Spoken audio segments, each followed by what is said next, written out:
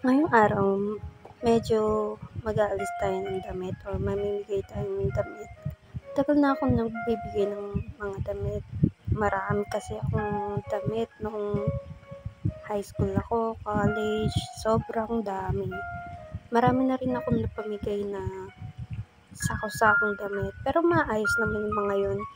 Dito ko lang sa amin pinamimigay kasi maraming mga pamilya at mga bata dito. May mga times noon na namigay kami ng mga damit din at relief sa mga kaibigan nating Aita.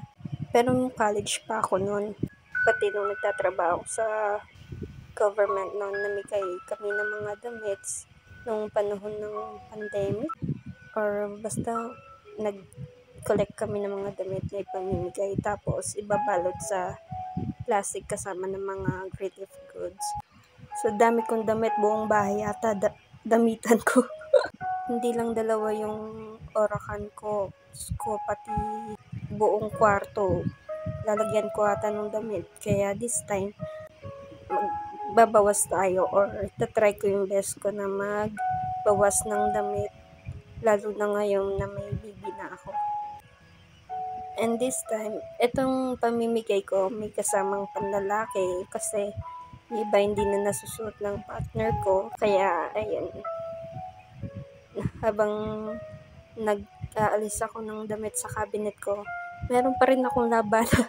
May mga labada pa rin akong damit na sa akin din. At try ko rin magbawas talaga ngayong taon. Kasi ang dami talaga ng damit. Puro na lang damit yung sinabi ko dito. Kasi tabi sa tiyan kong malaki.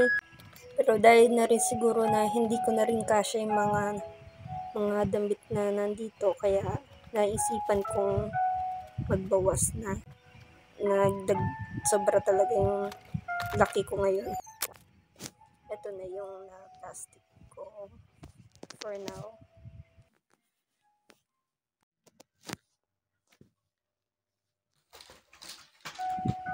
Ito na yung buong na alis ko sa cabinet.